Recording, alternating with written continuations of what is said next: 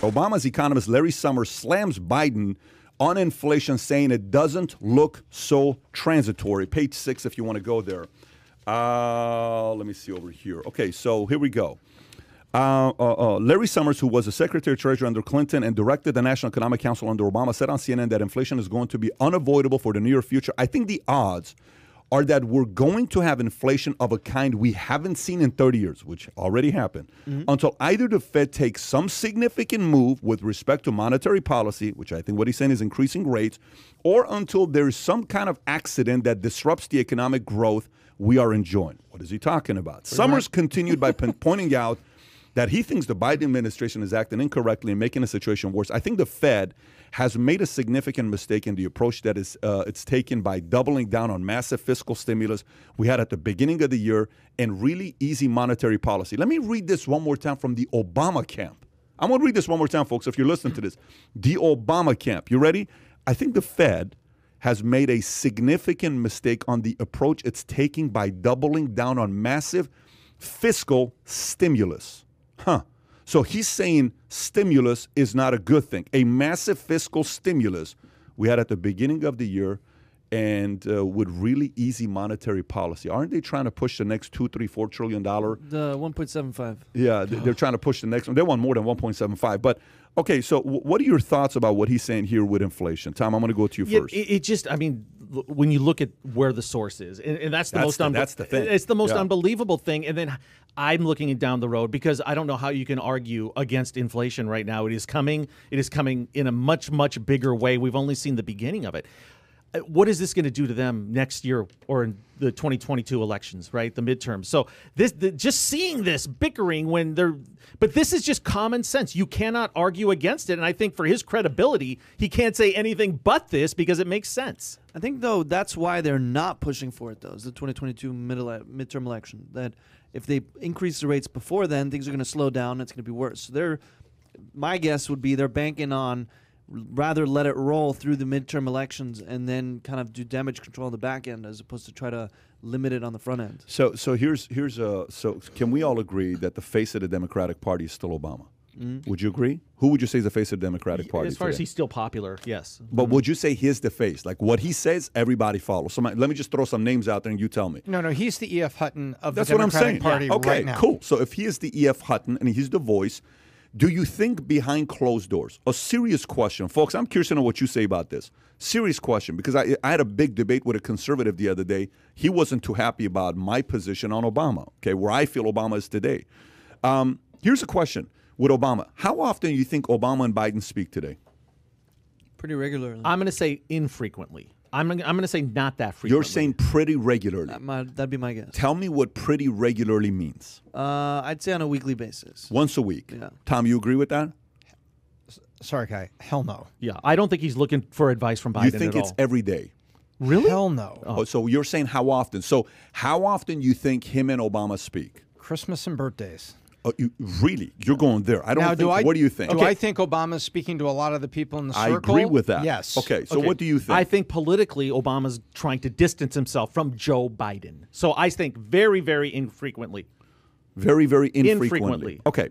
So, if that's the case, do you think Obama's sitting here himself saying, look, I don't want my legacy to be tied to Joe because I think Joe's about to go to the gutter, and I don't want them to say my policies did this. Because if Biden goes to the gutter and everybody says, and Joe says, I'm just following all the policies that Obama had, and Obama's going to be like, wait a minute, you got to stop saying that because I don't want my policies to be your policies because your policies are really hurting everything that's going on right now in America. I don't want to associate myself with you with this. By the way, our buddy here to my right's got a lowrider, and he's got these hydraulics. I'm not used to that, man. I just either the sea level shrunk or there's something up with his chair.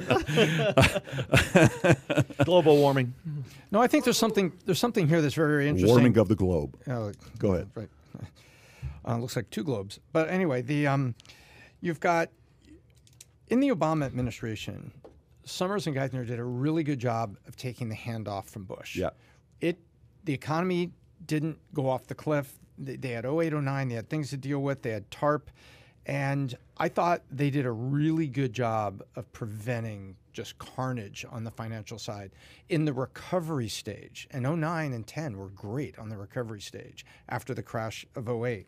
And I think these guys are sensible, really sensible. And I think they're also thinking about their legacy. And I think in the Democratic Party, there's a bunch of things moving. I think they don't want Joe to run again next time. I think they want to absolute castrate any opportunity that there is for that. And I think that Obama doesn't want his legacy to be tarnished. And I honestly think that Summers and Geithner really want, and Summers speaking here, but remember, Tim was always right next to him. I think they really want things to be better, and I think he's pointing out, look, guys, you can't go further. You can't, and if there, as you say, that you're just waiting because you want to, wait to do something for the economy so that you don't get accused of making a mistake going into the midterm, I think you guys are making a mistake with that action. And I think it's as simple as that. And I think Larry's unafraid to speak. I don't think it's a hit piece. I don't think he's been unleashed to go after him. I think he's out there saying, hey, I did this job. I was here in the middle of a crisis, guys. I did not have 8 years of peace and prosperity. Do you think Obama is moving further and further and further to the right? You think ever since Obama, from day one of Obama taking presidency to today, do you think gradually he's moving a little bit more to the center? I'm asking a question. It's either yes or no. I'm saying not necessarily. I don't believe that. I think so. You don't think necessarily? No. Tell me really why I don't. do. Well, okay, but what is the upside for him even commenting right now? Did somebody reach out? This is strategic. He did this for a reason. And this is less than 1 year into Biden's term. I really, truly... Okay, go there. Okay, go there. What do you think I think Obama is disassociating himself with Biden to the point where he's going to dictate who runs next. So... this is not a coincidence. This gets out there for a reason. Obama's still young. He's still very, very relevant, right? He might be the Wizard of Oz pulling all the strings in the background. Who knows? And I'm trying to think who would be his handpicked. Is it Michelle? I don't know. Well, that's what I'm talking about. I think they're trying to castrate it. They said it was transitory. Doesn't look so transitory. They're wrong. That's what he's saying. You're wrong. They said it was a few specific factors. Doesn't look to be a few specific factors. He's saying, again, they're wrong. So how many times can he say in a very polite political statement, they're wrong, they're wrong, they're wrong? It sounds like a Republican saying that. That's exactly right. It's so bizarre. Although it would be more inflammatory if it was coming from the pure right. And this is his guy. This guy he campaigned for. So again, going back to the question, do you think he's moving to the center? I think so. I think he's moving more to the center. More towards the center. I think Obama 08 put on a persona that was more liberal than he really was.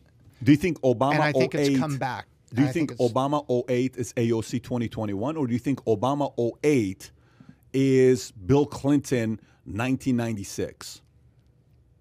I'm hoping it's Clinton. Well, Clinton ran to the center. I think Obama 08, he was a little more left. Obamacare, all that stuff, Affordable Health Care Act. Okay. What I'm going to promise to you and all this. But I think that he's been unmasked as far more of a moderate.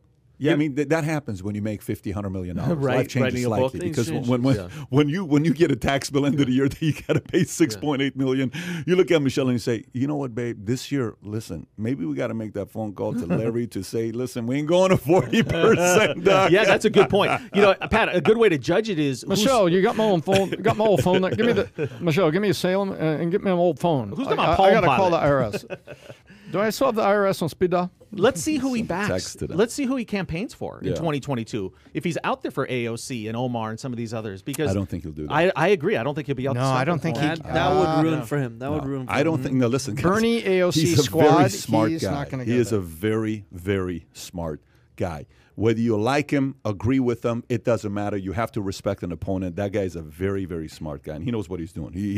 He's a your next 15 moves type of guy, knowing what he's got going on. So if you enjoyed this little short segment from the podcast that we did, here's another short segment to watch. Or if you want to see the entire podcast, click over here. Take care, everybody. Bye-bye.